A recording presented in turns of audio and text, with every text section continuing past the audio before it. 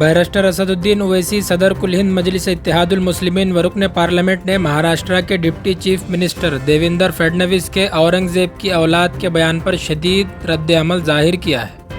उन्होंने हैदराबाद में जलसे से खिताब करते हुए फडणवीस से पूछा कि नाथूराम गोडसे के औलाद कौन है। महाराष्ट्र के होम मिनिस्टर देवेंद्र फडणवीस बोले ये औरंगजेब की औलाद। अच्छा, आपको पूरे मालूम कौन किसकी औलाद है? आपको मालूम? मेरे को नहीं मालूम था, इतने एक्सपर्ट है आप। तो फिर ये गोडसे की औलाद कौन है? बोलो हमको। ये आपटे की औलाद कौन है? हमको बोलो।